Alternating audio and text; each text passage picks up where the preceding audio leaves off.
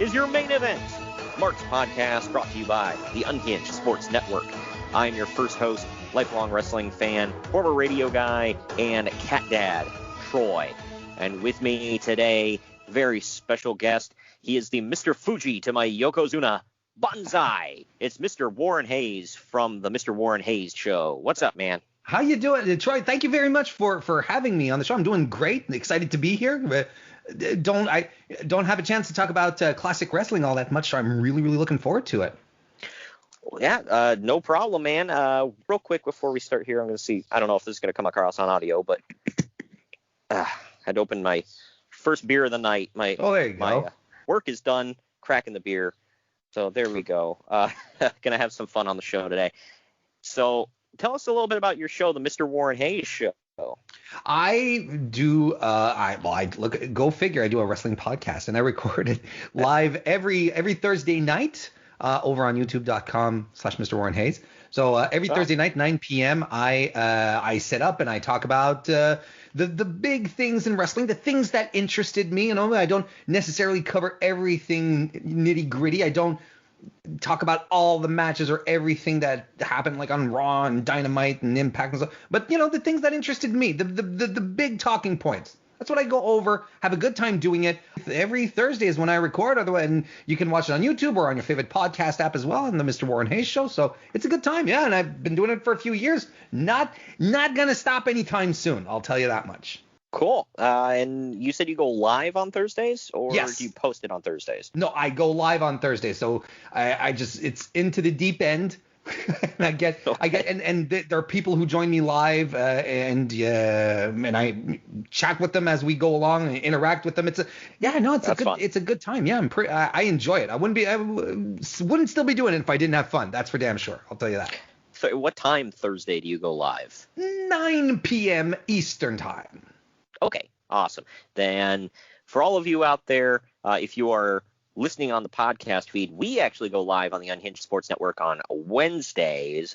We do have a replay on Thursday night, starts at 8 p.m., but you could catch us live every Wednesday at 8 p.m., same time as Dynamite usually starts, but that's been moving around now because of the NBA. Mm-hmm.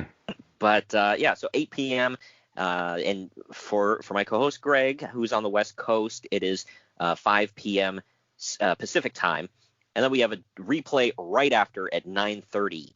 So check that out. And yes, we are on our first encore of Thursday is on at 8 p.m. And then check out Mr. Warren Hayes at 9 p.m. on YouTube, and I'll have his links down in the podcast description if you are listening on the podcast feed. And if you want to catch us, by the way, on the Unhinged Sports Network, it is free internet radio for everybody out there. I just want to put that out. It is unhingedsn.airtime.pro. You can check us out. And again, Mr. Warren Hayes' links will be down in the podcast description. But anyway, getting to the show here, just letting everybody know that we are sponsored by Fubo TV and Fanatics. If you want to cut the cord, Fubo TV is the way to do it, and Fanatics is where you can go to get your officially licensed sports swag from all the sports you know and love, whether it be professional or the NCAA. Click on the links down in the show description. If you're listening on the podcast feed, let them know that the Main Event Marks and Unhinged Sports Network sent you. Please subscribe and leave a nice 5-star review if you are listening on the podcast feed. And we are going to take our first break. When we come back, it's all the news and notes. Follow the Main Event Marks at Facebook.com/Main Event Marks Pod, on Twitter at Main Event _Marks, and on Instagram at Main Event _Marks and at Main Event Collector. What's up, everybody? It's Jimmy. And Nico from the Far End of the Bench podcast. We just wanted to give a big 1-year shout out to our friends, the Main Event Marks, on the Unhinged Sports Network, and we can't wait to see what happens in year 2. If you smell what Main Events is cooking.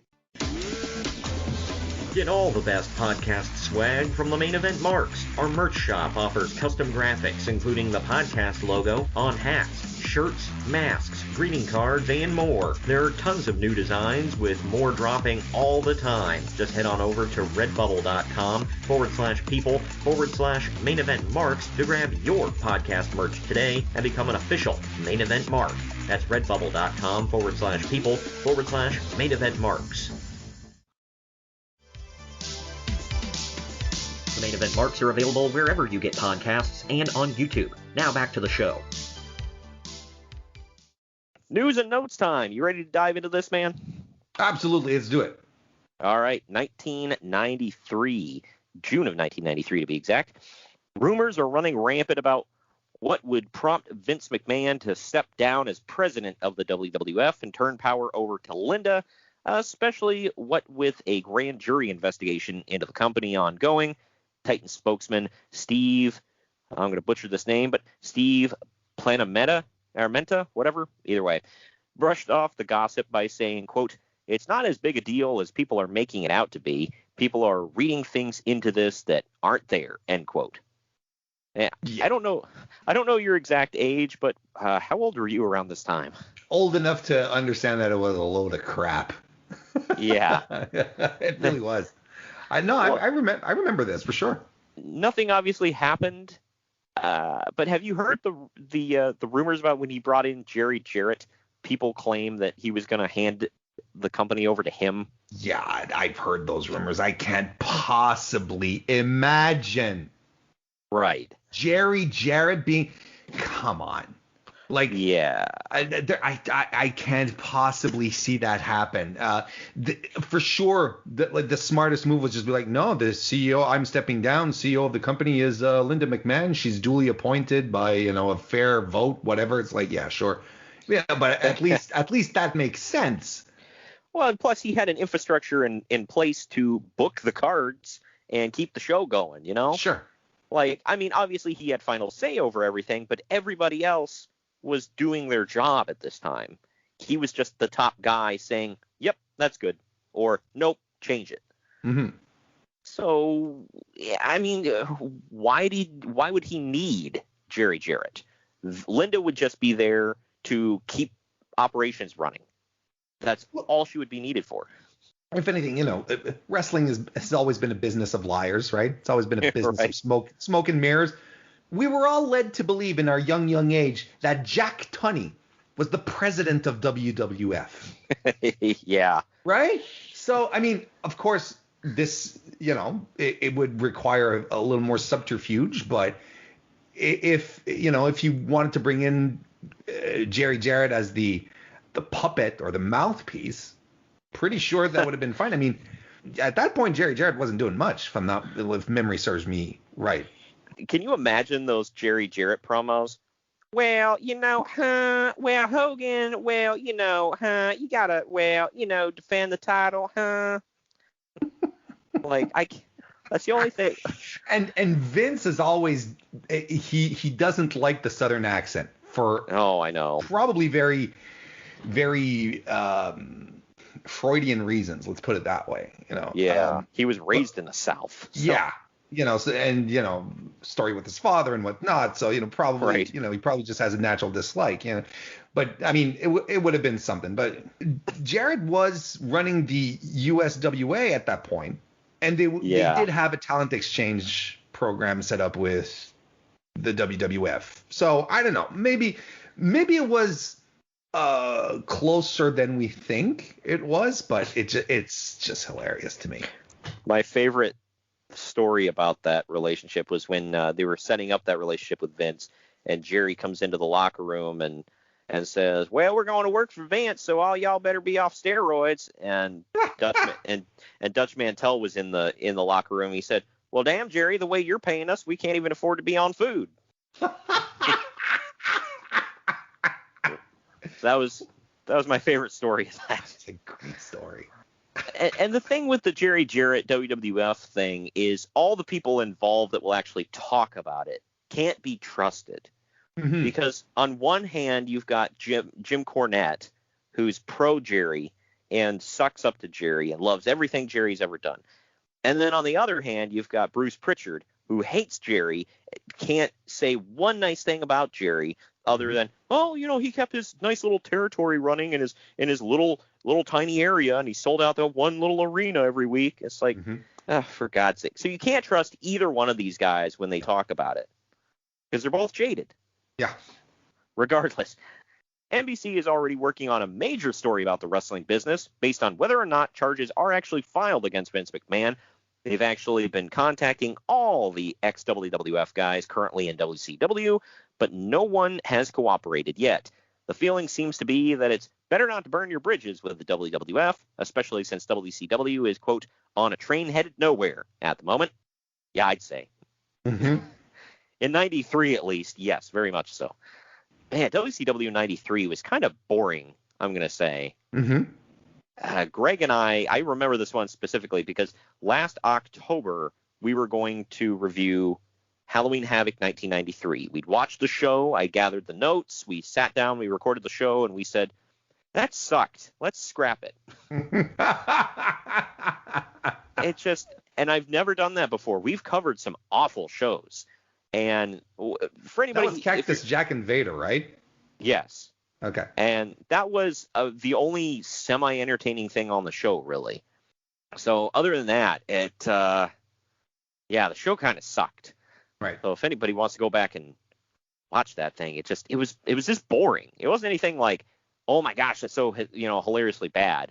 Because we've covered that and we've made it entertaining. This was just, it was boring. And even the news around it was kind of boring. So we were just like, eh. We know at this point, especially through all of Eric Bischoff's stories, WCW hadn't been making real money for years, right? Oh, they had been losing money. They had been losing money off of their off of house shows. I mean, look, I'm just pulling up here. Halloween Havoc 1993, an attendance of 6,000 people. Yeah, right. That's not great, Troy. Nope. And I also believe that WCW had a more regional feel to it, as opposed to Vince, who was going all out to really make it feel like it was an international product, that could be seen across borders, so on and so forth. Felt like there was a lot more cash going into the WWF. Let's not forget that the new generation era had just started, and we hadn't hit the lows of the new generation era yet.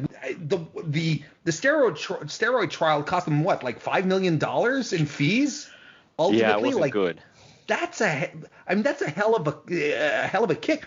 Not WWE today, that's making $200 million a year just broadcasting their show on one network once a week. In 1992, 1993 WWE, $5 million. You kidding me? That's gotta hurt. So they were not in a good position.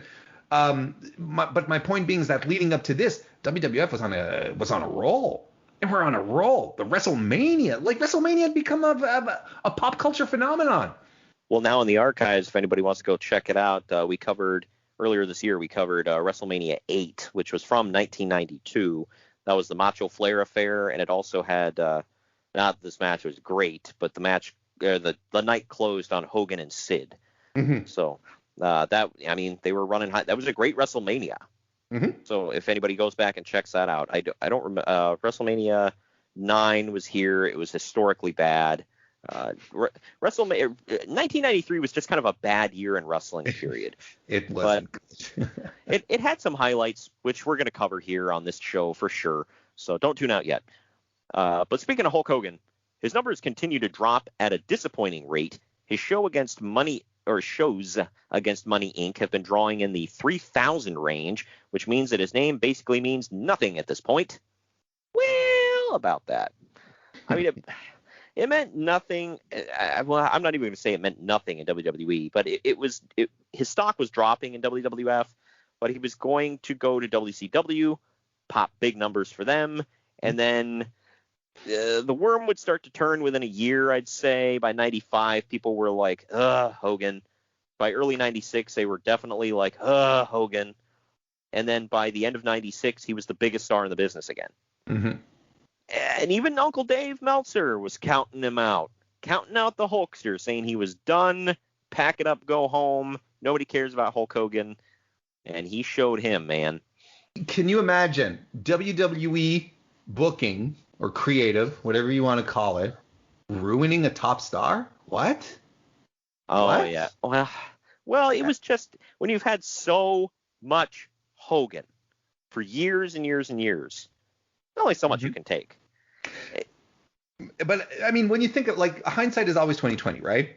But Yeah. like when you go back and you look at it, and you look at Hogan and the type of run that he had, and you look at John Cena, who had a very Hogan-esque type of push as well, and Roman up to recently, they're like, I mean, it's a formula for Vince. Yeah. You know, he was able to escape that. One can wonder, because we always wonder, oh, what if Steve Austin had never been injured, right? What if Right. Owen never did the pile driver, right? Yep. How things would have turned out for him. Yeah, exactly. You know, people always think, oh, he could have done so much more, but maybe he would have ended maybe in the same boat where you're like, man, I'm so sick of seeing Steve Austin at this point. And he's Right. always in the top. He's always in the top spot. Blah blah blah. Like, you know, live fast, die young, leave a good looking corpse. Of course, I don't want no one to die, but that's the sentiment Right. here. It's like, Right. and it's the same thing with The Rock. The Rock was like, you know what? I'm done with wrestling. I'm going to do something else. Yeah, they both left before people got sick of them. And that's probably what pissed off Vince ultimately, Yep. where he's like, well, I'm going to stop building like superstars and I'm going to put the brand forward because all of these sons of bitches, they're hitting the dirt. They're going away because look, Vince's gamble on sports entertainment was ultimately to not have to pay the sports commissions to have their shows. That was the gambit in calling it sports entertainment and saying no, it's like soap operas and everything. So what do you think happens to the wrestlers there? They're like, oh, we're like soap operas? Oh, Yeah. well, maybe I can try some acting gigs. And the minute that the entertainment industry starts to like this opens up and they're like, well, wrestling is fixed. It's not a real sport. It's fixed. It's put together. It's choreographed. It's stories. Well, it's like, well, then you can cross into media as well. Like, so now it's not just a question of Vince doesn't want you to go work for WCW. It's like, and so you're like, oh, I'm afraid Vince won't take me back. It's like, no, I can go off. I can record albums. I can do like Chris Jericho and start a band. I can do like The Rock and get a movie career, or Batista. We don't need Vince at some point. And that, I think, is the kind of thing that fuels Vince into building the WWE as a brand before creating big stars, because he's like, they're all going to abandon me anyway. They're all going to make money elsewhere. Yep. I get it. And people have talked about that and speculated about that in the past, and I mean, it could be true. You never know. Of course, we're only speculating, but it makes Right. sense. Yeah, that's for sure. Well, Shawn Michaels regained the Intercontinental title from Marty Jannetty on a house show on June 6th in Albany, in a title change that surprised no one. You know what? When you lose, sorry, but you know something's, you know Vince has something bad for your career set up when you're losing your titles on house shows. You know Vince has it in for you. There's a problem. Yeah. I always hate that. Like, I hate it more when it's stuff like, the one I always remember is Raven was the NWA champion right before TNA went to Spike. Sure. And that was like the big thing. And right when they found out, we're going to Spike, and I guess they had pre-recorded TVs too far out or something like that. So at a house show in Canada, they decided, well, we can't go on to Spike with Raven on top. We've got to give the title to Jeff Jarrett. So they had somebody with a crappy 2006 camera phone recording Jarrett pinning Raven for the NWA title at a house show in Canada so that he could show up on the first episode of Impact on Spike as the champion. As like, for God's sake. Just whatever. But yeah, this one, Shawn won the title with the help of his new bodyguard, Kevin Nash, who actually went to Ole Anderson earlier in the week and demanded a raise, or else this resulted in his WCW contract being cut short. Nash knows what he's doing. Yeah. And he's not a stupid man. No. I can't say I've always, agreed with everything he did, but you know what? I've always been a mark for him for whatever reason. and he's never put on a 5-star match in his life, but I've always been a fan. He's never put on a 5-star match in his life, and he's always gotten paid. My favorite quote of his was, I don't know what this was off of, but he was being recorded when he was driving down the road one day, and he said, Shawn wanted to be a wrestler. I wanted to be rich. There you go. That makes and yeah.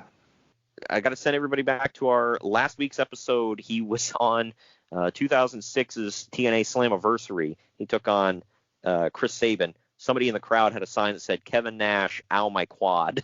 Yeah, no, I was going to say, I don't think there's anyone in the history of anything who has made so much money with blown out knees like he has. Like, it's ridiculous. Yeah. Good on him, though. Yeah, I know. Well, going from Shawn Michaels to somebody who's obviously, light years ahead of him, and we all remember him better. No, I'm kidding. Rick Martell has been working some shows underneath, trying to get his job back with the WWF. I kid. I'm a Rick Martell fan.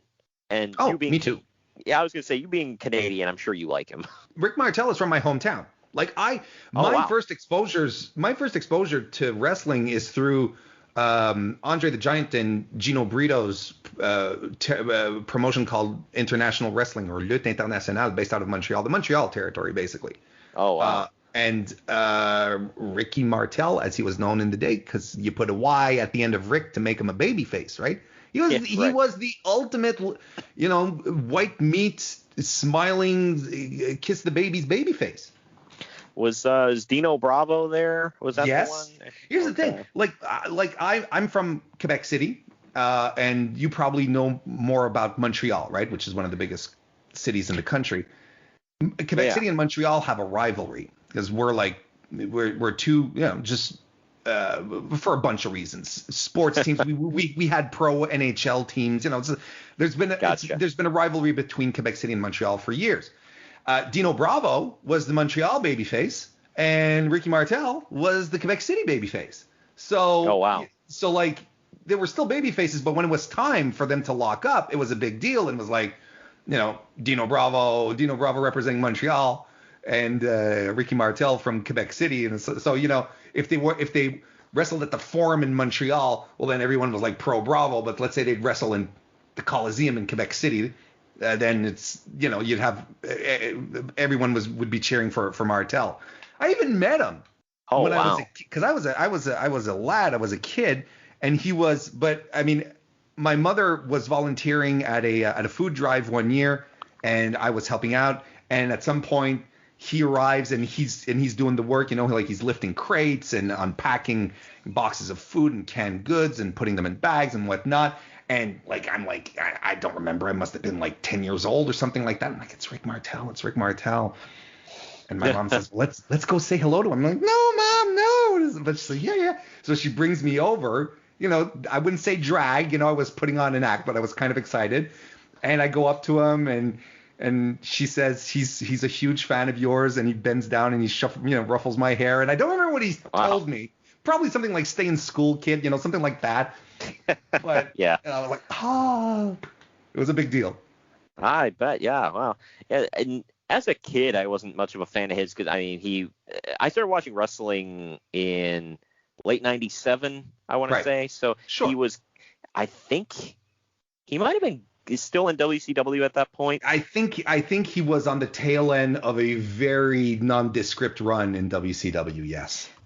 Yeah, he was a lot better than people gave him credit for, and I'll say he I don't know, looking back I feel like he should have done more, but I mean that's subjective. Sure. And but I agree. I think he was great. He was a fantastic heel. Well, the model stuff was great. Yeah. And even before that, I loved Strike Force. Absolutely. Yeah. Yeah. Didn't they come out to, was that the one they came out to Girls in Cars? That was the Girls in Cars. Yeah, absolutely. My God. Yeah, because if you want to get an act over, that's the song. I remember the video quite well. Yeah. That was awesome. That's so cheesy. But anyway, this next one, going from, somebody who probably should have done more to some overachievers here. The Harlem Knights debuted on TV as the Men on a Mission, doing a rapper gimmick. Mm-hmm. For those that don't remember, that was King Mabel, just Mabel, and Mo, and Oscar, I guess. So M-O-M, Mabel, Oscar, Mo, Men on a Mission. And in the meantime, over what was it in Smoky Mountain, they had the gangsters, right? They had New Jack. Yeah. Yep. If you're going like for, stereotypical black African American gimmicks, you're getting one which is hitting much more closer to reality. It's the equivalent of the NWA, like the band, versus MC Hammer. That's basically the equivalent. Yeah. Well, this was, and the difference was, the gangsters weren't good wrestlers either. But man, Mabel. Bigelow. Oh, okay. Well, if you're gonna count him, okay. Yeah. He was the wrestler. Okay. Well, he was the wrestler of the group. When I think the gangsters, I think Mustafa and New Jack. But sure. They sucked, especially New Jack. Not speak ill of the dead, but he sucked. And I don't think I'm not speaking ill of him. I'm just saying he had no wrestling talent. And same thing with Mabel. I'm not speaking ill of him as a person. He sucked. He was horrible. He was really bad. Anyway, let's see if you remember this guy. There's a newspaper article profiling college basketball star Ron Reese, who is a legit 7 feet tall and is training with Big John Studd for a career as a wrestler. Mm-hmm. Apparently, the WWF is aware of him. Uncle Dave Meltzer notes that he probably can't be any worse than Giant Gonzalez, but being trained by Studd means that he won't be much better. Well, like what could Big John Studd teach you? Outside of how to not be shanked in the locker room. Wow. Yeah. Body slam, big boot, elbow drop, maybe. I mean, he's poor guy. Yeah. Ron Reese, for those that don't know, actually debuted his wrestling career started. He was Big Ron Studd. Yes, Big Ron Studd, correct. Yeah. But I think we all know him more for something else. Yes, we unfortunately it's not in the archives, right? We have not covered the show, but he debuted at Halloween Havoc 1995 as the Yeti. Wait, don't you mean the Super Giant Ninja? I think that came after, didn't it? Yeah, it did. No, that's the joke. Like that's how he did the Yeti. The Yeti. Yeti. And then they changed his thing so that he wore a ninja mask, but they still called him the Yeti. Yes. Or the Yeti. And then later his name was changed to the Super Giant Ninja. Yeah. Yeah, if anybody goes back, World War III, 1995, the very first World War III, he is called the Yeti, but he is dressed like an effing ninja. So there's that.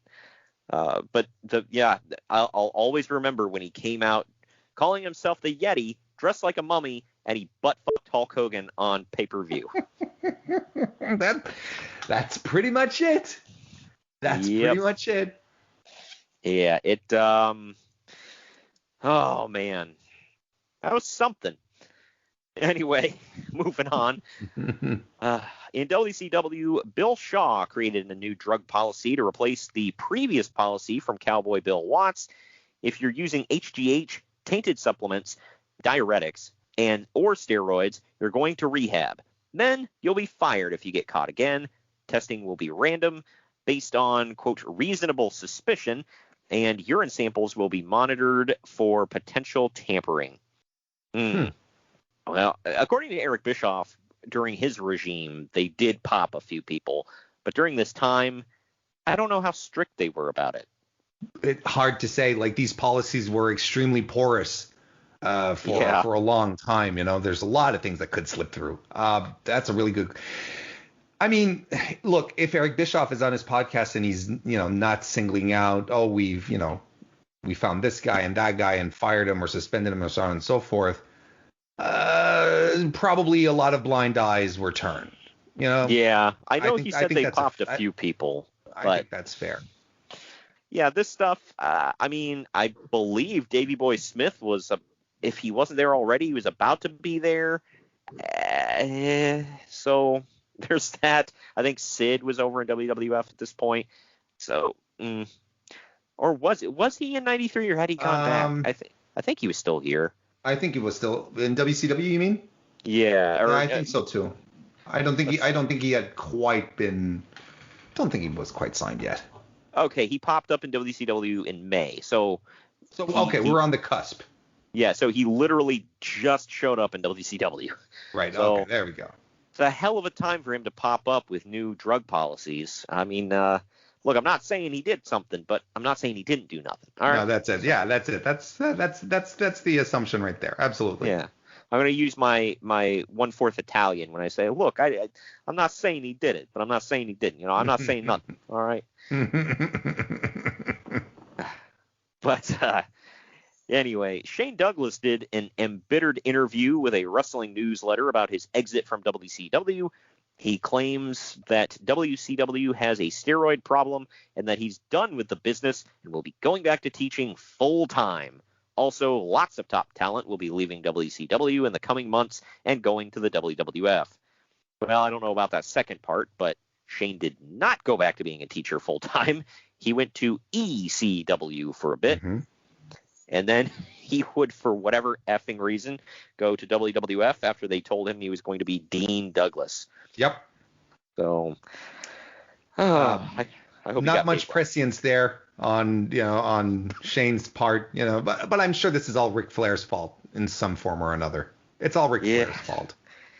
Shane Douglas is a weird case for me because I've always been a huge mark for him, but it's the Bret Hart thing where I'll never not be a huge fan of Bret Hart, but my God, he's a whiner. Shane is. That's the thing though. Shane's gimmick in ECW, what got him over is essentially talking smack about the bigger companies, right? Yeah. The bigger stars. Fit right in. And that's essentially what, and ECW was, it was a gonzo wrestling promotion. It was like counterculture. We're not mainstream, so he fit right in. That was his thing. He played the crowd and he did it really well. That he did. Yeah. And it's weird for me because, as I mentioned, I'm a Cleveland sports fan and he's a Pittsburgh guy, so I should hate him, but I don't. Same thing with Kurt Angle. I should hate him, but I'm a fan. That's hard to, yeah. So yeah, it's but yeah, Shane's always had a soft spot in my heart. I don't know why, but yeah, this was it's a weird time for Mr. Douglas. There were a lot of weird times. I think Shane's career was a weird time. Sure. I'll just say. I mean, you look at this. The Dean Douglas thing, I just recently noticed, Greg and I have noticed looking back at these shows, it seemed like towards like the end of his career, he always had some kind of hand or wrist injury of some sort. So he was always in some form of cast there towards the last few years of his career. And then he goes to TNA, and I guess nothing other than the death of his one of his best friends. I mean, his career-wise, nothing terrible happened, but he was in TNA, so I don't know. Yeah, no, it's a curious that his legacy is very mixed for a guy who worked everywhere, right? Yeah. It's like that's it. It will always be. I don't want to say tainted, but his bitterness will always cast a shadow on his accomplishments. Right. And I forgot to point out around the time of him always wearing a cast, the whole Viagra on a pole thing he did in WCW, which was something. And then, when he was supposed to be a part of that package with the Radicals, and they were going to all go together and get interviewed by the WWF, and then they never called Shane and kind of abandoned him. Right, I agree. So that he's some weird stuff with him, man. But, here's a guy I was thinking about earlier. When we're talking about real stars, we got to talk about this guy here. Paul Roma debuted as a babyface in WCW. And the crowd chanted, "We want Tully" at him throughout the whole show. Oh, God. Well, can you blame them? Well, come on, Warren. This was the guy who Ric Flair wishes he was. Yeah. Oh, that's what. Yeah, I've heard about that. Yeah, apparently. Sure. For people that don't know, he debuted. That don't get the joke. He debuted. I think he debuted, and then he was brought on to a Flair for the Gold as the new Horseman member. Yeah. That didn't last very long, obviously. And in an interview, a shoot interview, he claims, well, it didn't work out because, Ric Flair was jealous of him. He wanted to be Paul Roma. And Triple H had the perfect burial for him after. He was like, I don't know, I was watching and I was like, Paul Roma? You mean the job guy from WWE? Like, oh, man. Poor guy. And Paul, I'll say this, Paul looked good, and he was not a bad wrestler. But nobody cared. Mm-hmm. It's just he just didn't have a connection with the fans. Sometimes it just happens. Last couple of stories here, wrapping up with WCW, was there have been a lot of complaints from TBS viewers about the Cactus Jack escaped from a mental hospital skit on WCW Saturday Night, which was a horribly offensive parody of One Flew Over the Cuckoo's Nest, and basically made the whole Cactus Jack angle into a complete farce. I don't know. I thought it was fun. I have trouble remembering it. I don't remember the whole thing.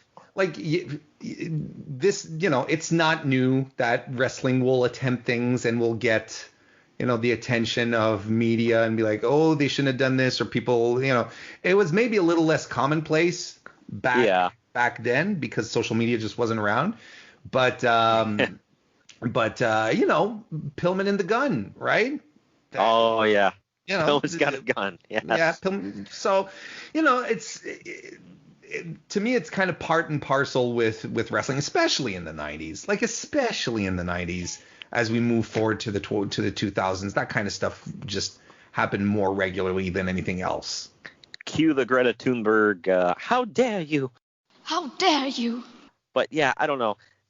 Cactus Jack, this whole thing, I don't remember the whole thing, but I think this led into the Lost in Cleveland skit, where they went out searching for him, and he was like living with homeless people and whatever. And yeah, I think so. I think you're right. That sounds, yeah. Mick Foley is one of them people, and I know Conrad Thompson has been on a soapbox about this for over a year now. But he said, Mick Foley's one of them names people don't mention on the Mount Rushmores. But damn it, he's got to be in consideration. Yeah, no, Mick is amazing. I think the main thing with Mick is how much of a good guy he is. Yeah. You never, ever hear anyone say, Mick Foley, that son of a bitch. I hate that guy. Everyone who's ever worked with him, everyone backstage is like, no, Mick is the greatest guy. He's just genuine and so on and so forth. And he is. Like, I've never met him, but he seems like the nicest freaking dude. Mm-hmm. He really is. He really genuinely is. He's an amazing, as a human being, top notch. Yeah. But, last story here. It's funny to transition from Cactus Jack into this guy, given the year. But Big Van Vader is currently in a hospital, quote, somewhere in the Ozarks area with a pinched nerve in the back, as it went out in a match against Davey Boy Smith, and it was initially feared that he was paralyzed. Despite the minor setback, he'll be at the Clash, which, by the way, has been cut to 2 hours by TBS. I don't know which Clash they're talking about or whatever, but... I mean, thankfully it wasn't anything serious, but, you got to appreciate, like, somewhere in the Ozarks. Yeah. It's the most pro wrestling thing, it's like what he's rehabilitating somewhere in the Appalachians. That's fantastic. Yeah, right. They should have kayfabed it. Like, Vince McMahon, he would have saw this article. He's like, God dang it, he's in the Rocky Mountains. Like, he would have been saying that. Oh, this was the Clash of the Champions 23, which if anybody's just as an aside, if anybody has recently watched, do you watch Dark Side of the Ring, Yes, absolutely. Okay, we always got to get a mention in on, seems like, every damn podcast. But if you watch the Brian Pillman episode or episodes, this was the main event was Ric Flair versus and Arn Anderson versus the Hollywood Blondes for the NWA World Tag Team titles and the WCW Tag Team titles. Mm-hmm. And it was 2 out of 3 falls. And that was one where they said it kind of flopped and didn't do as well as they wanted it to, and they blamed the Blondes. So... Well, I always blame the Blondes regardless. Yeah, I'm right. just kidding. Just kidding. Well, and this what Vader was doing on the show is he was in a 6-man tag. It was him, Sid Vicious, and Rick Rude taking on Dustin Rhodes, Sting, and Davey Boy Smith. Right. So there you go. But anyway, that does it for the news and notes. You ready to talk about King of the Ring? Yeah. Yeah, Let's go right ahead. We've put it off and we've put it off. As we transition into the break here, before we get into the show, we want to remind everybody we are live every Wednesday at 8 p.m. on unhingedsn.airtime.pro. The replay is right after. These are Eastern Standard Times, by the way. The replay is right after at 9:30 p.m. And then we have a replay at 8 p.m. the next night, and I believe 9 p.m. on Fridays. So check us out. Replays all the time. We try to let you know on social media whenever we are playing live. And if you're listening on the podcast feed, please subscribe and review. We'll be right back after this break with King of the Ring 1993, the first one.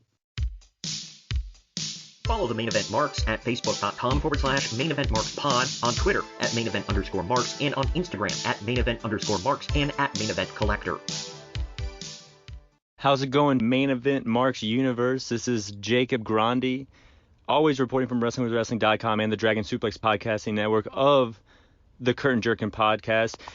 I just got to say congratulations for the 1-year anniversary of Main Event Marks. Congratulations to 1 year. Here's to 1,000 more. Good morning, good afternoon, good evening, and good night. My name is Thomas, and what's your name? I'm Alan. Alan. Oh, yeah. We're brothers. That's right. Yeah. Same mother and father. Your room was... Oh, we shared the room. Shared a room. We shared the room. Thought I knew your face. Yeah, we go way back, mate. Yeah. We should do a podcast then. We have. We do a podcast. We do a podcast. What's it called? The Broadcast. Yeah, that was planned. Yeah. Well. What do we do? Well, we cover all different things in the world of pop culture. We're talking about comic books, we're talking about professional wrestling, and we're talking about movies. Go back and watch classic retro wrestling events, the likes of WWE, WCW, and if you do like that, you can check us out on Apple iTunes, also on Podbean, Anchor, and on Podknife. Also check us out on Twitter at The Broadcast. That's BROKAST. Nearly stuffed up the ending. No, it's all right. Good on you. Yeah. Instagram also at The Broadcast Podcast. Remember, we don't spell it with a C. We spell it with a K. Sorry, mate. Take it easy.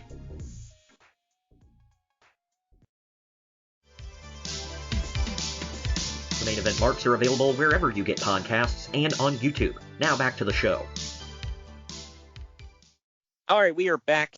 It is time for WWF King of the Ring 1993. Woo! Took place June 13th, 1993.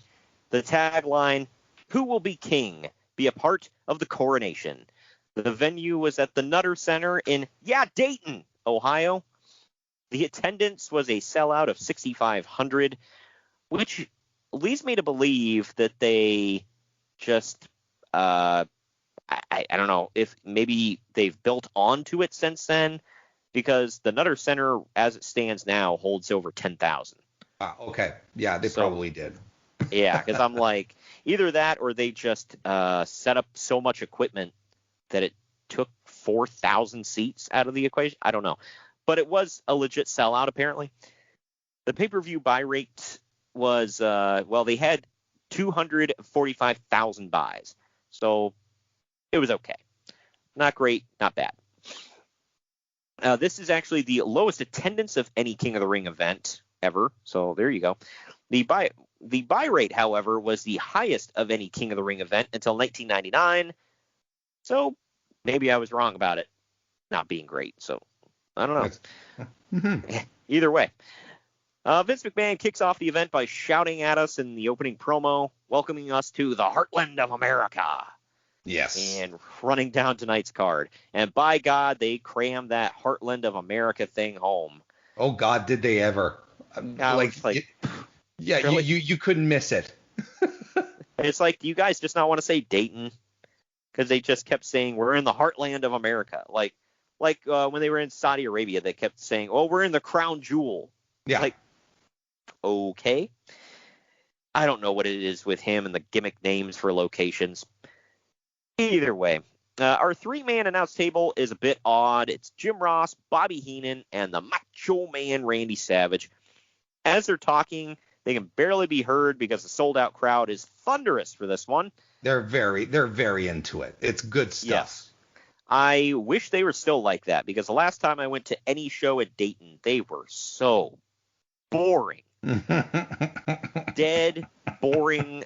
Same thing with Cincinnati crowds. They used to be raucous back in the 80s and 90s as well. Now you go to I went to a Raw in Cincinnati. I literally yelled out to the crowd. I went, you guys are so boring. That must have gone over well. Yeah, nobody gave a damn. I got like a couple looks at me. They look back at me like, and then they went back to not caring. Shrugged it off. It's like, whatever. Yeah. Well, this first match is a King of the Ring quarterfinals match. It is Razor Ramon and Bret the Hitman Hart. Went about 10.5 minutes. Bret was limping due to an ankle injury he sustained coming into the show. I said about the match he seemed a bit off on his game in this one. It picked up towards the end, though. In the end, Razor goes for a super back suplex, but Bret turns around and lands on Razor for the win. Mm-hmm. Uncle Dave gave it 3 stars. I only gave it 2.5. What say you? I'd say approximately the same thing. Well, I'd give it a 3. I'd say out of 5. What I really liked about the match was it's just a basic story of one guy using his power versus the other guy trying to use like his expertise, his knowledge of wrestling to take him down. And I thought that meshed really well together. Razor was just taken completely out of his element, and Bret Hart looked great. I thought they had a pretty good match together, and that's the interesting thing, as much as Bret hated and the Clique hated Bret and Bret hated the Clique, they were able to have good to great matches with each other, Oh, yeah. This was no exception right here. I enjoyed it. I thought it was a good opener, a really good opener actually. Yeah, some people say that Bret versus Diesel was one of the matches of the year of WWF in '95. So because and that show, and not that the match was bad, the match was great, but that shows you the low bar for match of the year in '95. So at least in the WWF. Sure. But we get highlights from WWF Superstars where the Undertaker is fighting with Giant Gonzalez. We all love and remember that feud fondly. But behind his back, Mr. Hughes lays out Paul Bearer and attacks the Undertaker with the urn, laying him out as well. I'm always buckled in for amazing action when you see Giant Gonzalez and Mr. Hughes. Yeah. I'm buckled in for awesomeness. Strap in. Yeah, exactly. Yeah, 5 stars. But this next match, we get Mr. Hughes with Harvey Whippleman taking on Mr. Perfect. By the way, he's not yet Dr. Harvey Whippleman. That's coming. But this was another quarterfinals match in the King of the Ring tournament. Went about 6 minutes. It's a battle of who's the better Mr. Hughes or Mr. Perfect. So, but Mr. Hughes still has Undertaker's urn for this match. Halfway through, Bret Hart comes up in a picture-in-picture to say he'd rather wrestle Mr. Perfect in the next round. Which was hilarious. Yeah, just okay. These picture-in-pictures sucked, by the way, throughout the night. They only did it twice, but yeah, it's just like they had nothing to add. In the end, Mr. Hughes grabbed the urn and blasted Mr. Perfect with it for the disqualification. This sucked. Uncle Dave said, quote, Perfect sold big, but Hughes has nothing to offer, end quote. He gave it 1.25 stars. I gave it 1.5 stars. What say you? Oh, I think this match was a dud, and it breaks your heart because Curt Henning is in there. But he tried. Here's the thing is like I think we're spoiled these days as far as wrestlers go, because you'll have guys getting the ring, and people will be like, And people will be like, oh, this match was so bad, it was terrible, it was rotten, but it's like, man, Mr. Hughes is a bad wrestler. That is that is a primordial bad wrestler. So you have no idea. If you're like going, if you look at a guy like, and not necessarily my favorite wrestler as far as his work rate goes, but a lot of people like to crap on Braun Strowman these days. Yeah. I would challenge them to go take a look at some of Mr. Hughes's work and then be like, oh, this is what a bad wrestler is. I'm not saying Braun Strowman is, the next coming of Lou Thez, but yeah, right. He's not Mr. Hughes. Well, he's no Kenny Omega. Sure. Who, by the way, the internet has dubbed the greatest wrestler in the world. So it's got to be true. Yeah, exactly. So, anyway, I'm sorry, I just got to point that out. But we go to the back with Mean Gene Okerlund standing by with Yokozuna and Mr. Fuji. They make sure to get a shot of a boombox playing Yokozuna's theme for some damn reason. I'll say this. I don't know if it was his theme or just some random Japanese tune. And I'm like, that you would hear in like a spa. And I'm like, what? Like, is that him like getting zen or something? Like, what the hell is going on? Just atmosphere, ambiance. Yeah, that's it. But Mr. Fuji tells Bret Hart that Yokozuna already beat him. And as for Hulk Hogan, he's taking on a completely different Yokozuna tonight than the one he met at WrestleMania 9.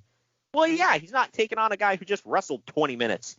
So, anyway, Yokozuna says something in Japanese and then tells Hogan that him and America are going down.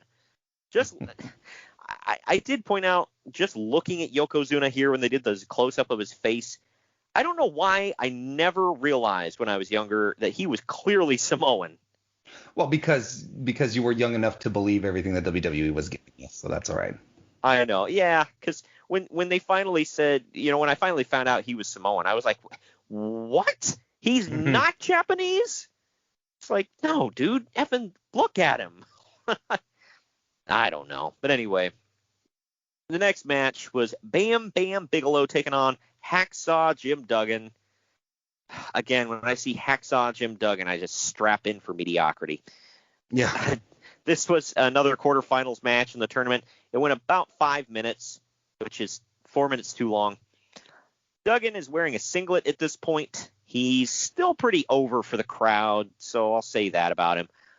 Heenan craps on Jim Ross for bringing up Duggan's amateur wrestling credentials. And he's like, who cares? He's a professional wrestler. God dang it. I love that. In the end, Bam Bam moves out of the way of the three-point stance tackle, leading to Duggan hitting the turnbuckle and dropping. Bigelow then hits a flying headbutt off the top rope for the pinfall win. This was Duggan's final WWF pay-per-view appearance until Taboo Tuesday 2005. There's some trivia for you. There's some trivia. This was bad. This was just a bad match. This was not good. This was just bad. Uncle Dave said, quote, Duggan is awful, but what else is new? He gave it a quarter of a star. I gave it a star and a half. Yeah, no, it's just bad. Just something that's like, get off my TV as soon as possible. It just was not good. There's not much more to break down than that. And, Bam Bam he's a decent worker. He's a good worker. I love Bam Bam, yeah. Duggan just drags you down to his level. What can you do? Yep. I've never seen a Jim Duggan match and thought to myself, God dang, that was a good watch. It's just, I agree. Outside of the pops and the the flags and the chants and stuff, yeah. Well, and I'm sure him, waving the American flag and chanting USA really got over with you. Oh yeah. Oh, I still think about it today. Yeah, it warms the cockles of your little heart. Oh, no, I'm sure you popped hard when he joined Team Canada in WCW, right?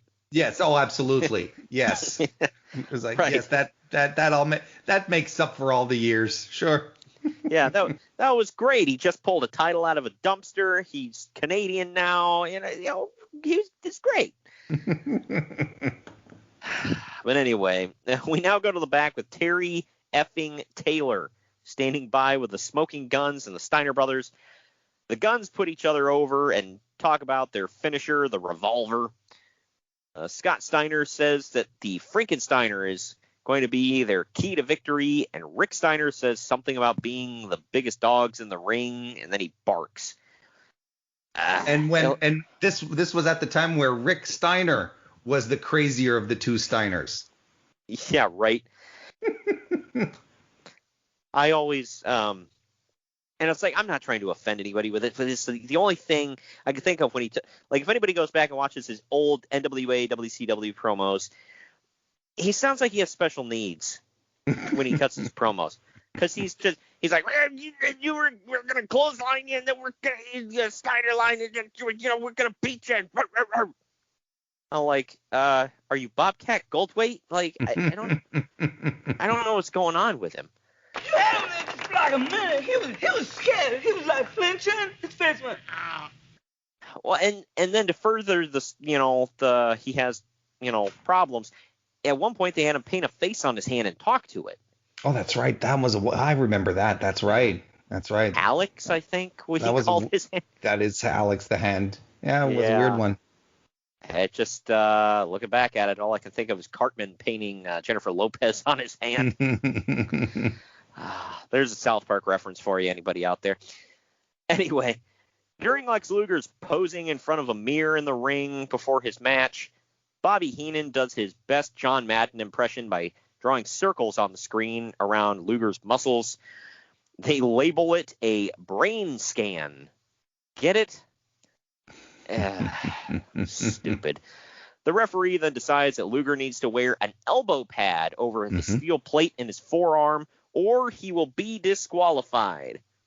People that don't know the backstory, he got into a motorcycle wreck and had to get a steel plate in his forearm, and his gimmick was he was knocking out people with it.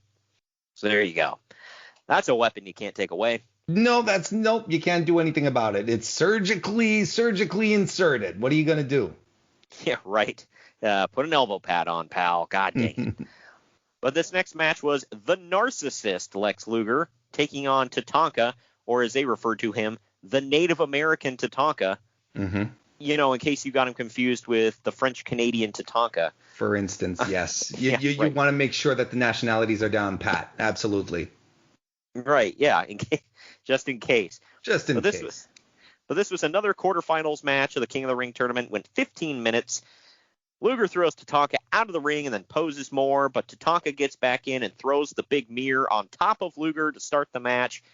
In the middle of the match, we get Bam Bam Bigelow's picture-in-picture telling us that he wants to get his hands on, quote, the Indian in the next round of the tournament. Yeah, how things have changed. Yeah, that's, well, I mean, I think it was WrestleMania 11, I want to say, where somebody called him the cigar store Indian. So that was something. Yep. Yeah. Nothing like a little casual racism. It's like that's all it takes. Right. This one didn't suck, but it's not going to be in either man's career highlight reel. No. In the end, the time limit expires and both men are eliminated. This means that Bam Bam Bigelow gets a bye in the tournament. Yeah. I mean, it wasn't a bad match. It had a lot of it had drama to it, and yeah. And the thing is that there was nothing really spectacular about it. When you have guys and gals who reminisce about the old days when it was like, oh, the wrestlers today, they're all over the place. They're doing acrobatics and doing all sorts of stuff, and they're always trying to do something wilder to kill themselves. When you look at a match like Lex Luger versus Tatanka, 93, where the move sets are so sparse, there's not much going on, and yet the heat is there. The people are popping.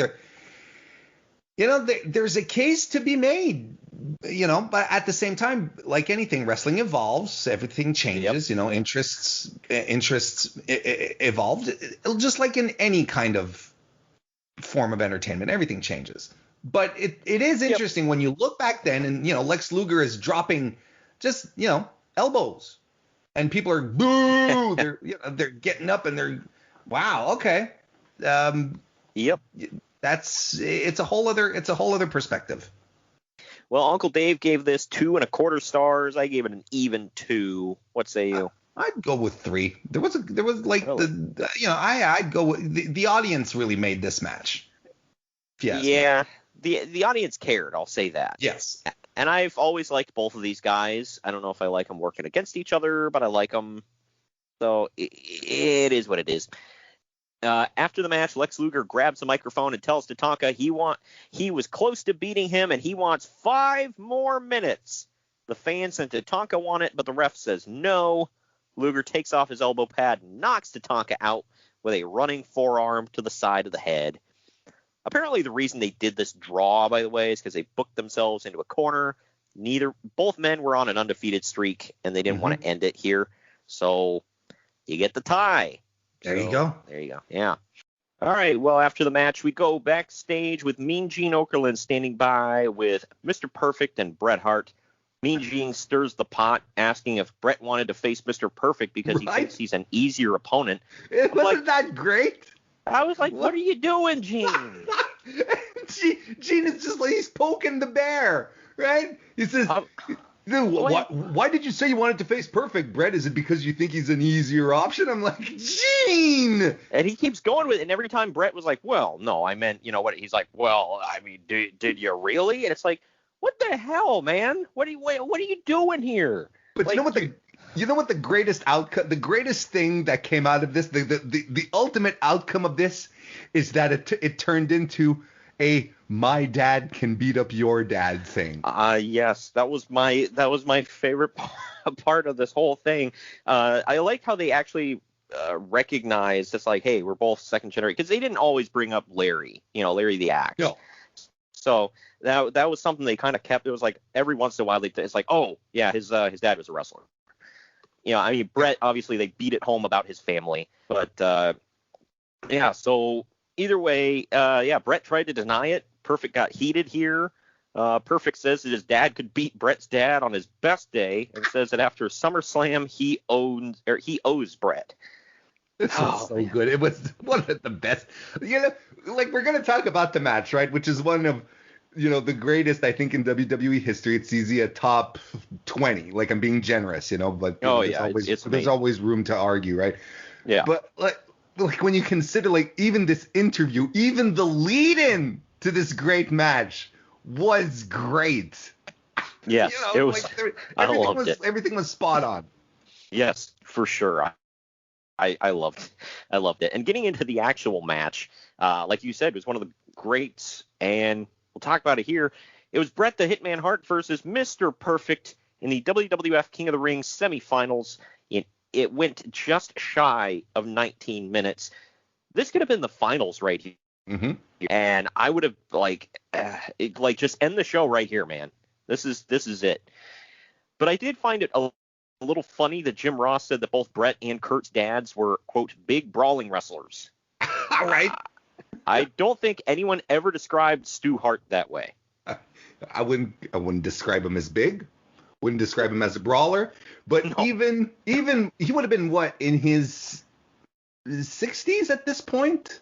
At least, yeah. I would say probably about 60s. Yeah, even in his 60s, I wouldn't dare say that to his face. It's like, no. It's like, Stu, you can be whatever you want to be, because you're just gonna twist me in a pretzel and leave me for dead. So. Hey, how about you come on down to the basement? I'll show you a couple of olds. Yeah. So yeah, exactly. Yeah, you got a good Stu impression. Thank you. Yeah, I try to squeeze in as much as possible because I've had a couple people laugh about it. So yeah, gotta. And then Greg always eggs me on something. He's like, don't worry, they'll give the Rhino a job soon. Like, yeah, he's doing pretty good. Yeah, you got a spot for the Rhino. For anybody that doesn't know, that's Jim Neidhart. So he always called him the Rhino. I don't know why. But anyway, I didn't take a whole lot of notes on this one because it's just like, what are you gonna say? After a phenomenal match, Mr. Perfect rolls Bret up with a small package, but Bret reverses the pile and gets the 3 count on Mr. Perfect. Uncle Dave gave it 4.25 stars. I gave it an even 4 stars. What say you? It's one of my favorite matches of all time. It's a 5-star. It's a 5-star for me. This is your quintessential Bret Hart match. This is the one where everyone who freaks out and says and keeps talking about how fantastic Bret is, this is the one you have to show them. This is the one that you go to. This is one of the top. Absolutely, at least 3. Oh, for sure. Like, probably the Steve Austin match tops this one for sure. But I mean, this was just so crisp, just snappy and precise, right? That's the things that these guys are just and not just Bret. Henning is the same way. They just zero in on something and they do it, and there's no wasted movement. There's no sloppiness. As they used to say in the day, scientific wrestling at its best. And it's not like they didn't bump. There was a bump on the railing at some point onto a Pepsi crate. It couldn't have felt good. We get superplexes. We get all oftentimes for me, it's the little things. It's the little things that make watching someone so great. Just a little detail.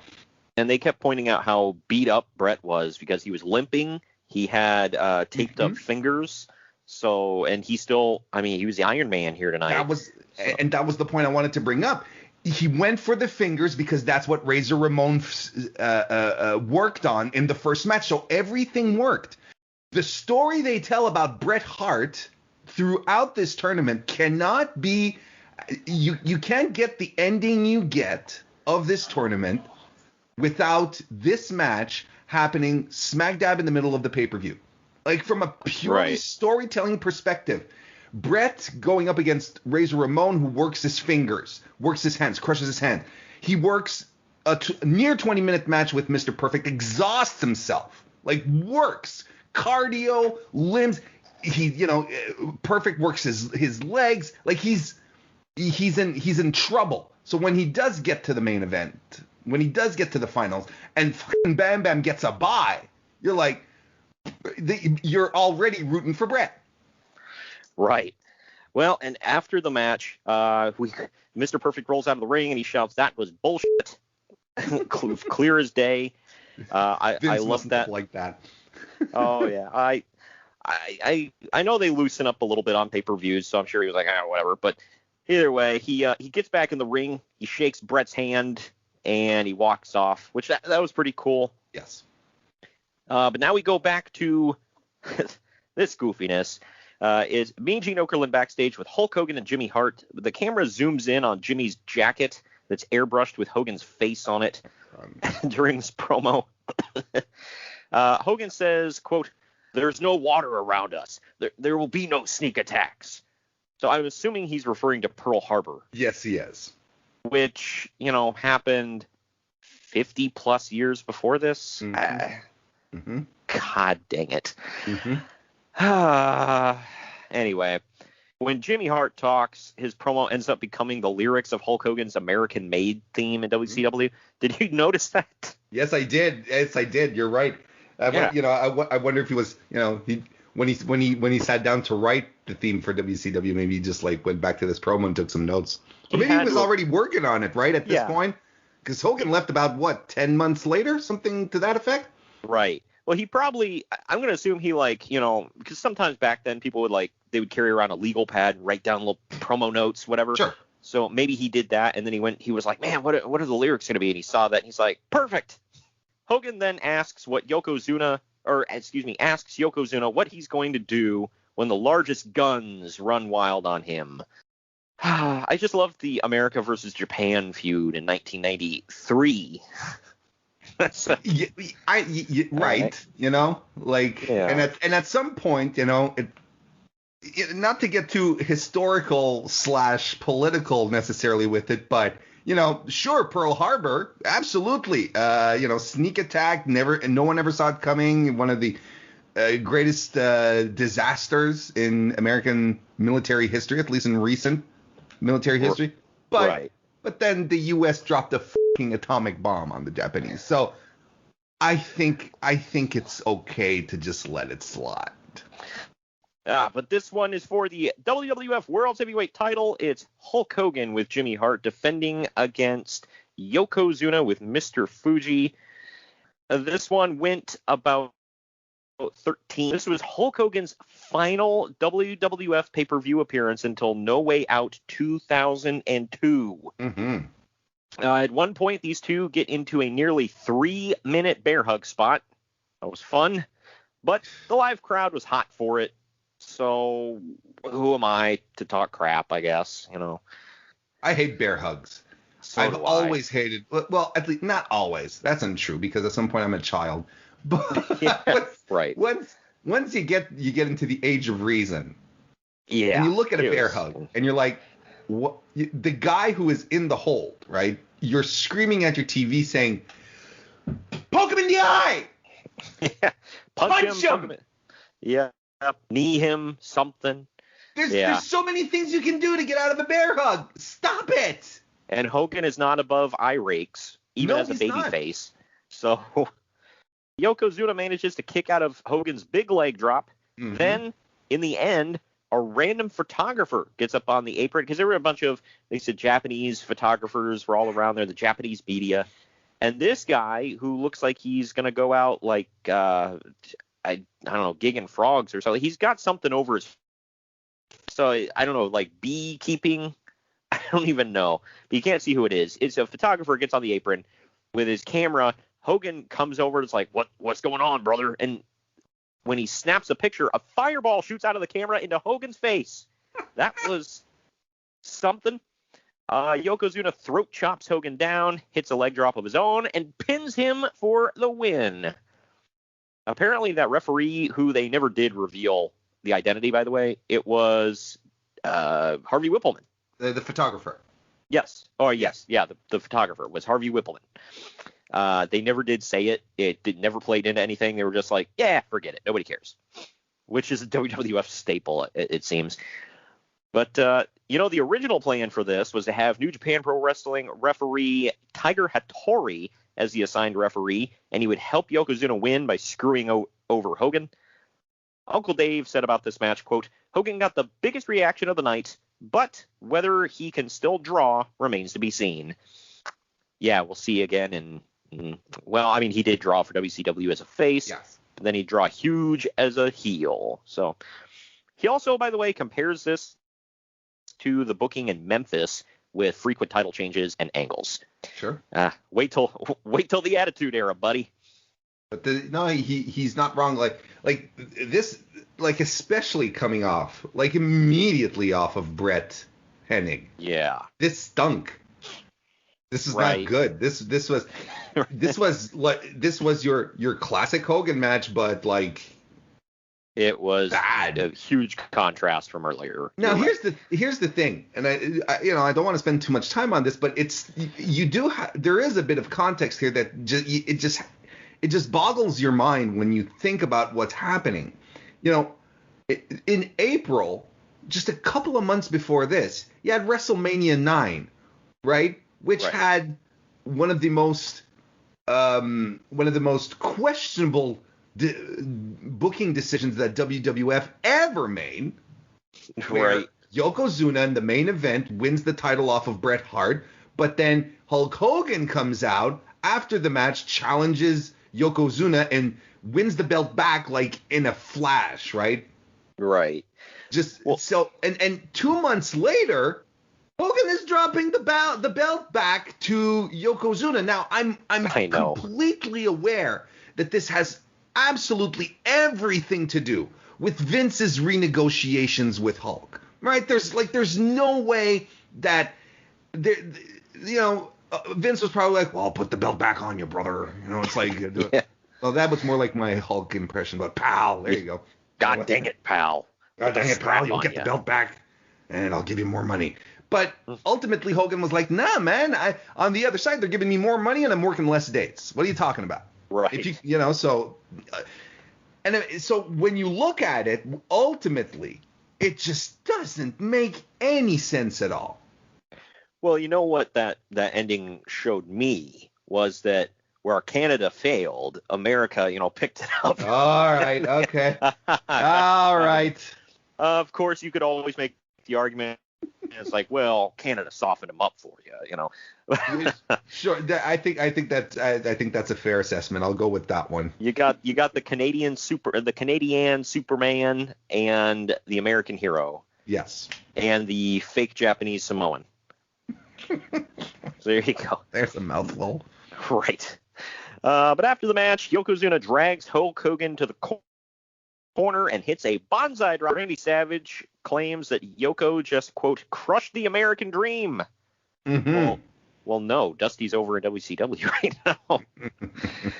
I'm sorry. But Jim Ross claims that children are crying because of this. They then show shots of children in the crowd who are indifferent at best.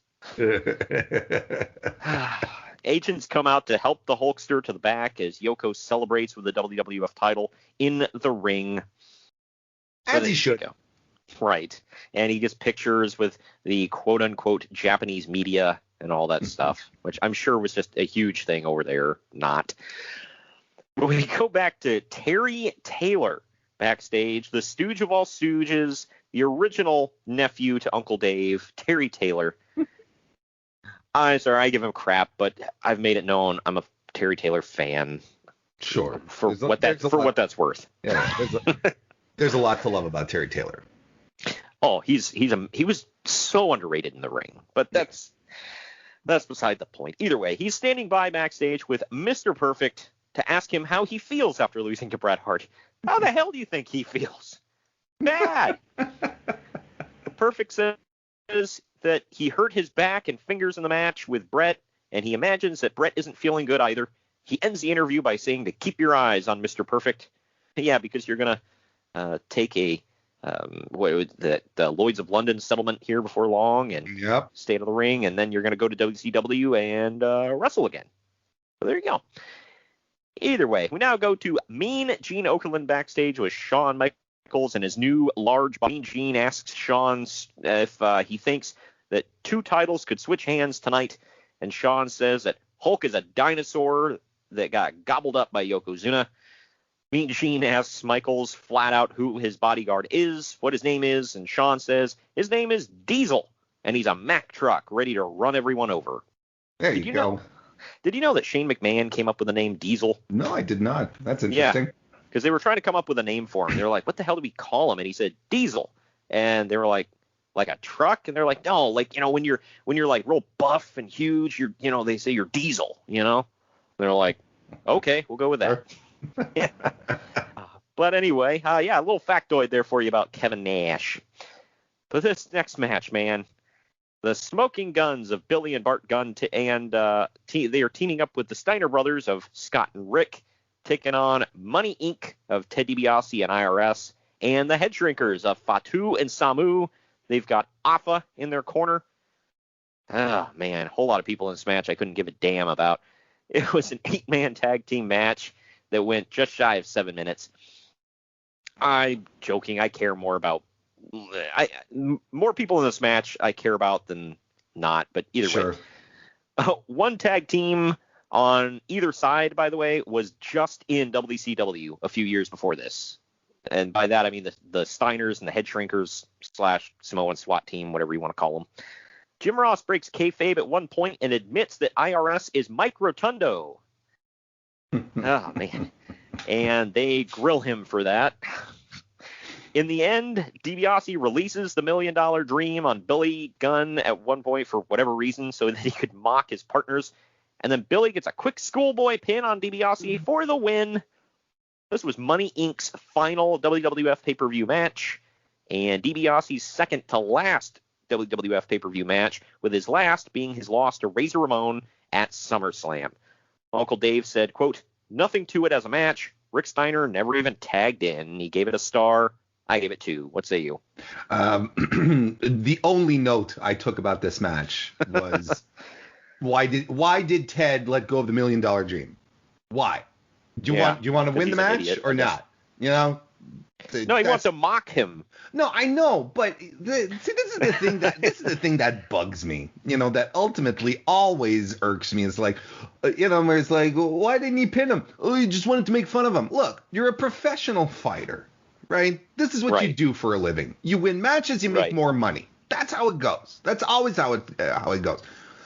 If you're not closing a match when you have the opportunity to, I can't get behind it. Like, it's a level of psychology that I don't understand. Oh, well, it's because he's arrogant. If he's arrogant, let him get the win. What is more arrogant than being able to say, I beat you clean in the ring? I mean, like the psychology, but this is very, very personal. But I don't understand it. If you want to do a post-match angle, like, go knock yourself out, like, beat downs and whatnot, that's something I can get behind. But, he just wanted to make fun of his opponents. Why? Right. That's my rant. Man, that's there you go, man. But after the final bell rings, everyone hits the ring to brawl. The heels take powder as the baby faces egg them on. So there you go. Nothing to this. No. But we now go to the back with Mean Gene Okerlund standing by with Yokozuna, Mr. Fuji, and WWF President Jack Tunney. He's Canadian, so there you go. He is. Toronto territory. Yeah, the Tunneys are apparently a big deal up in Canada, or were. I don't know. Yes. Yeah, right. Japanese photographers are taking pictures and Japanese music is playing in the background again off of that boombox. Tunney congratulates Yokozuna, and Mr. Fuji says that Hulk Hogan went down. He says, America and Hulk Hogan is finished. Now, Yokozuna is the new WWF champion. Very good. Mr. Fuji gives a shout-out to some Japanese prince. I didn't even know Japan had princes, but there we are. And he says that they will be celebrating tonight. Sure. Again, didn't know Japan had royalty, but, you learn something new every day. All right, this next match is our second title match of the night. It is for the Intercontinental title. Shawn Michaels with Diesel in his corner defends against Crush. This match went about 11 minutes, 14 seconds. Growing up, this was always my favorite look for Crush, only because of the WWF Royal Rumble Super Nintendo video game. Ah, yeah. Good call. Yeah, so I just thought that was Crush. And then I was like, wait a minute. He was part of Demolition? So I had no idea. But anyway, there were 4 epic mullets in and around the ring for this one. Mm-hmm. Shawn, Crush, Diesel, and the ref. This was something. I swear Shawn Michaels spent more time outside the ring than inside of it. In the end, Doink marches to the ring while smoking a cigar. He has a look-alike following him, also smoking a cigar. This distracts Crush long enough because he's apparently an idiot for Shawn Michaels to super kick him in the back of the head and then pin him to retain the IC title. Uncle Dave said, quote, "This match was tough because Crush doesn't work well with others. Plus, they'd already burned off all the big versus little stuff in previous matches." Also, he claimed that Hogan just lost 2 matches ago, and they're already burying his finish because Crush hit a big boot into a leg drop and Shawn kicked out, which I did notice. Did you see that?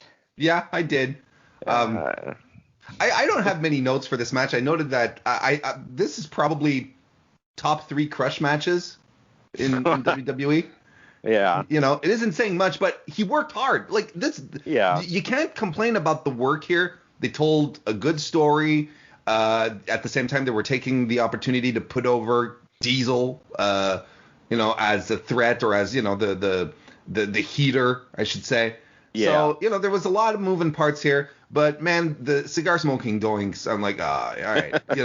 WWE has always gotten in the way of WWE. And, to be fair, I hate that expression, but here we go. To be fair, I mean, this was still the best version of Doink.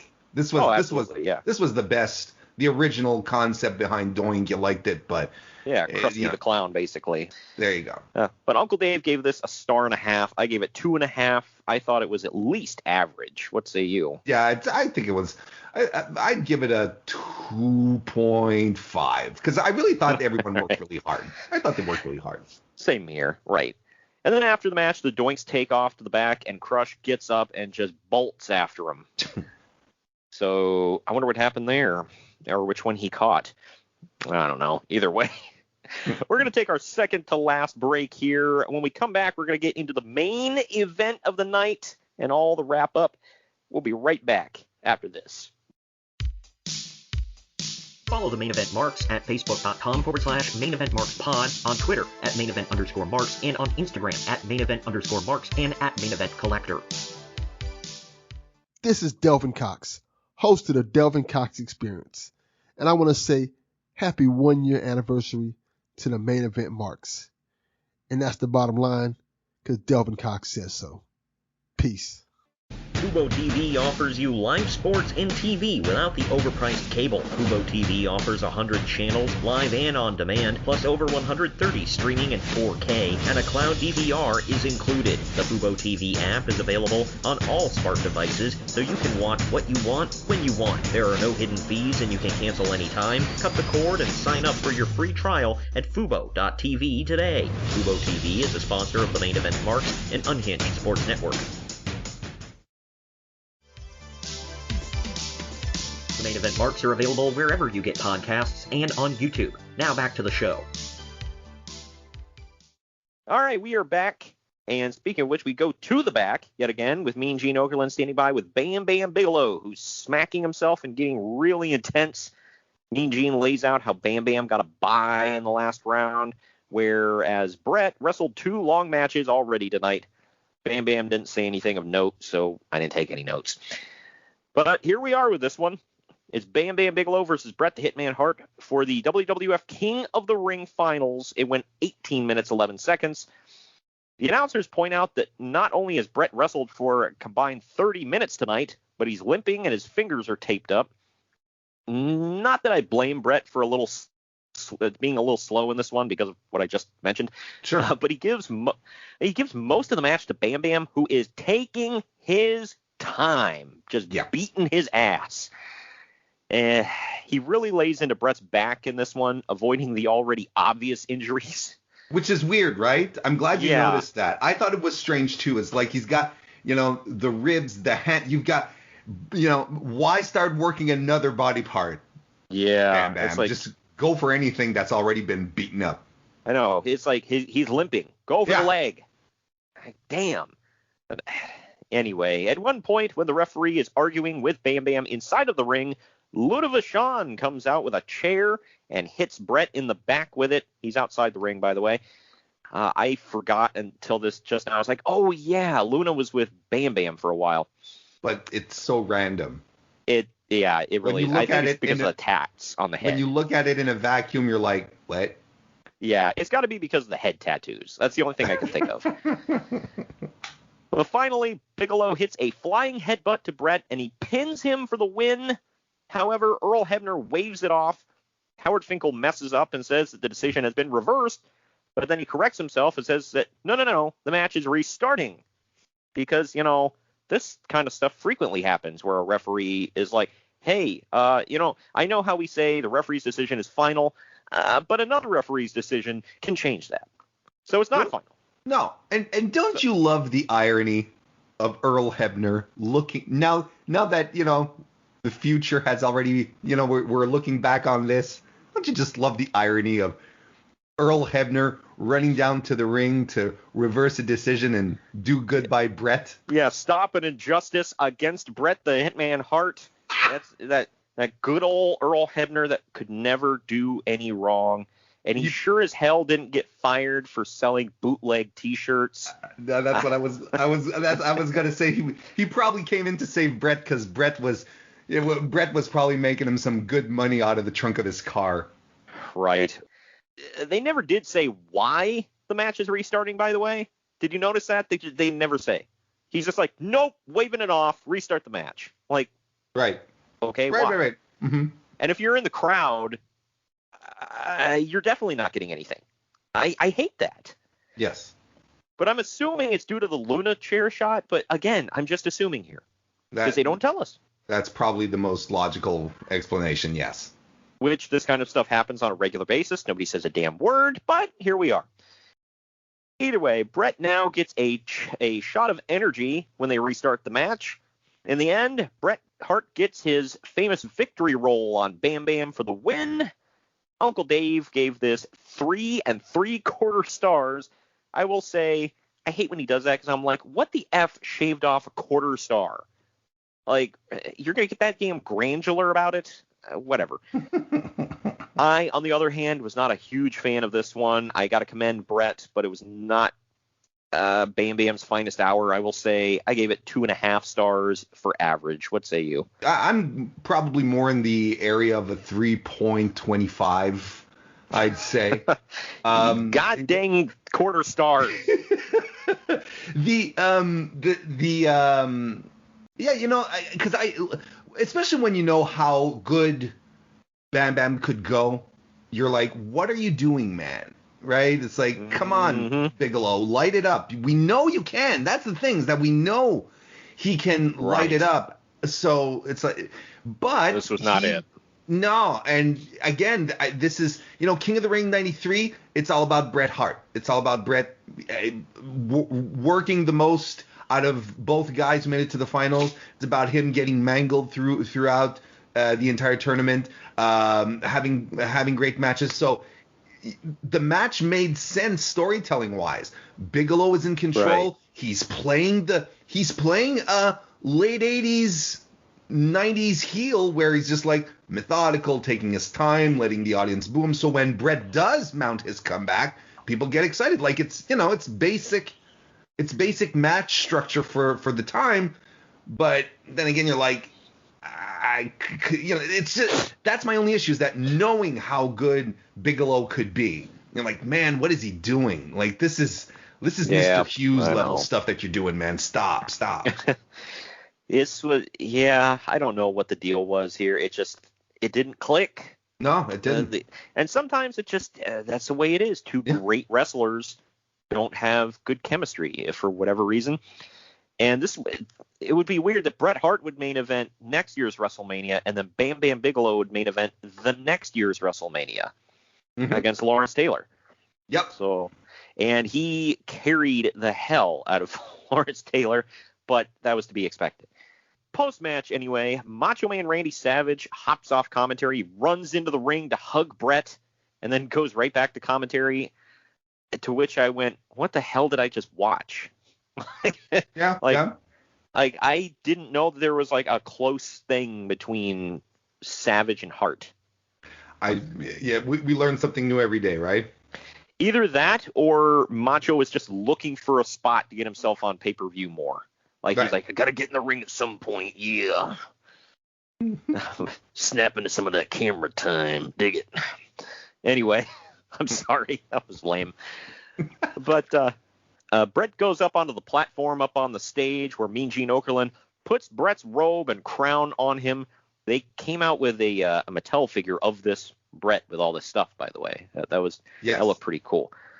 I never did buy it. I wish I would have. It's kind of cool looking, but either way.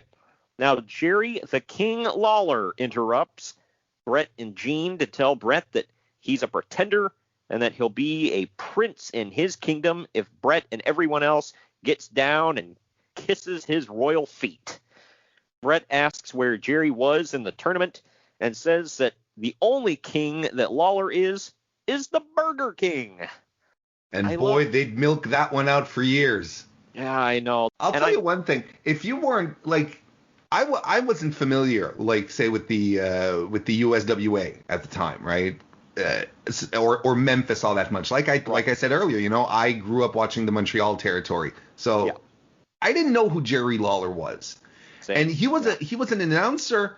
He started the year before as an announcer on Superstars. This was his, and I'm doing air quotes here, in-ring debut, right? This is the first time he got and he comes in and he's already in Bret Hart's face. He's like, I'm the real king, and I'm like, who is this guy? Right. Why is he and king of what? Like, I get it. He's the king of Memphis, you know.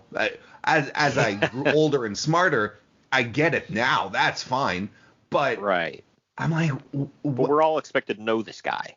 We're all exactly, and it's like supposed to be this big deal where he's coming after Bret, and I'm like, I don't know who this guy is, and why is he calling himself a king? And I don't understand. So I just shrugged it off ultimately, but it was very strange because Yeah, because as a kid, I was like, did I miss something? Yeah. Like, what's so? And the funny thing was, he was a hardcore Weasley heel here in WWE.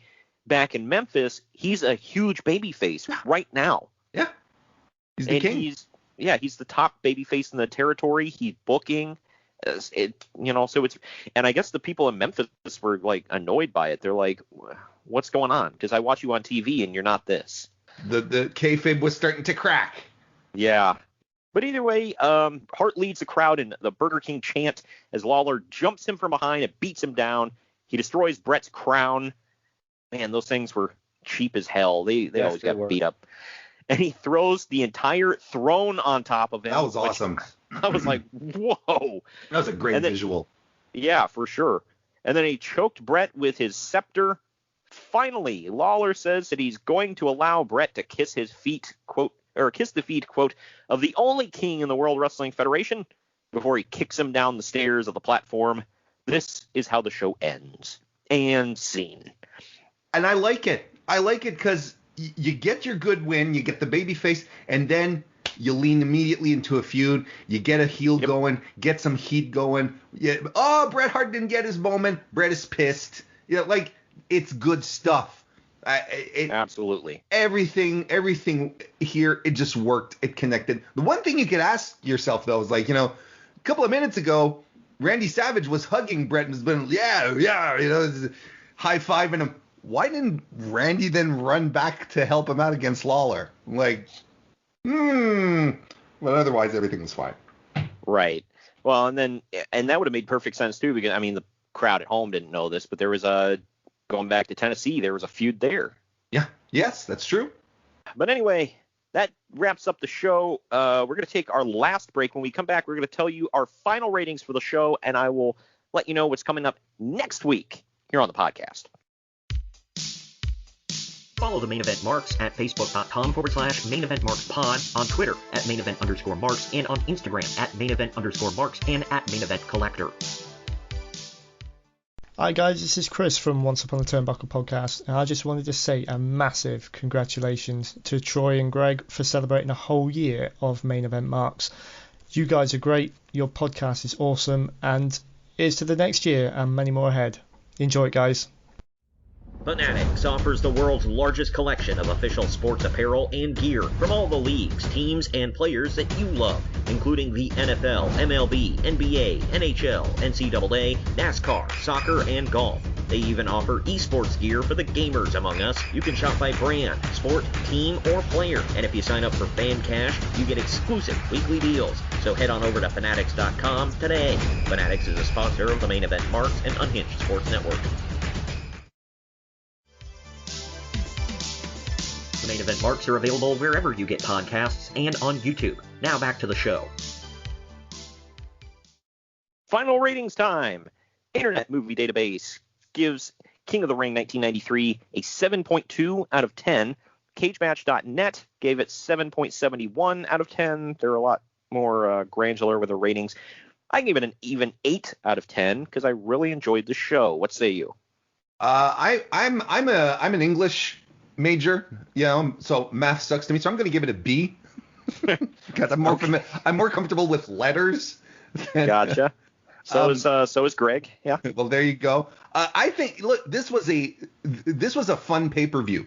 It's an easy pay-per-view to watch.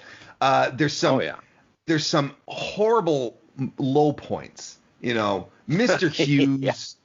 Jim Duggan, which are they're abysmal matches.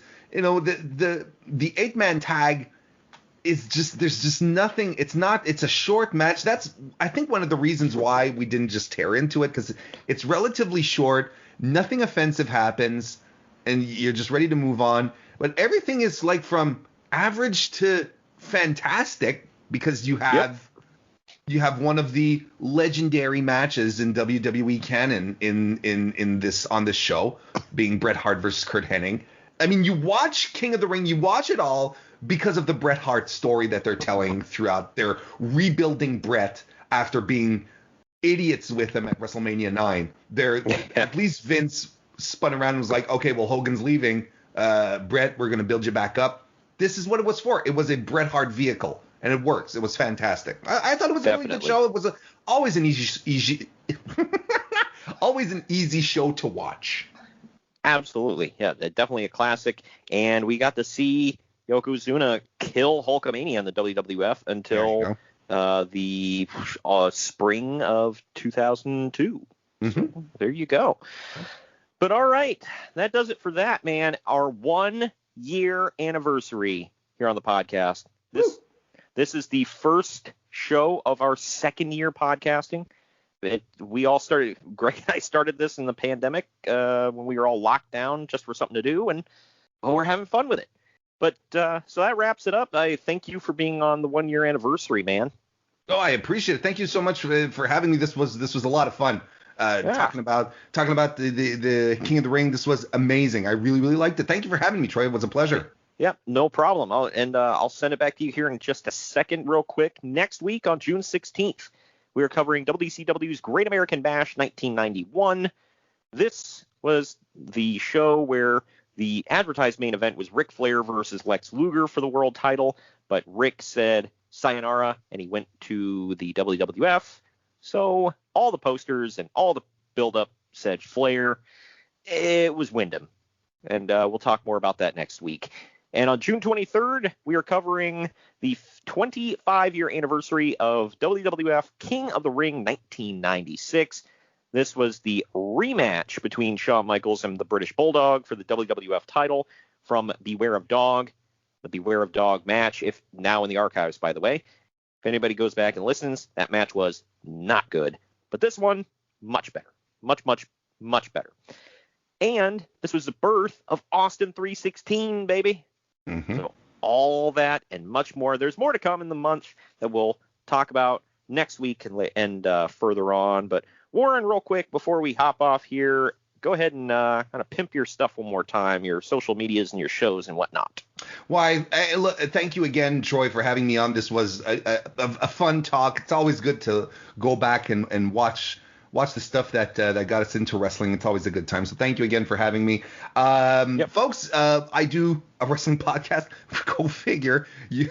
Me and 600 other people. Thursday nights is when I record it live on youtube.com/Mr. Warren Hayes. So if you want to head on over, you can watch the podcast there. But you can also join us live Thursday nights, 9 p.m. Eastern, 6 p.m. Pacific. It's a good time. If you want to pop in, that's always great. Otherwise, you can watch it on your own on demand whenever you want, or you can listen to it on your favorite podcast app as well, because the audio is available as a podcast there too. Just search for the Mr. Warren Hayes Show, otherwise you can follow me on Twitter at Mr. Warren Hayes. Yeah, it sounds great.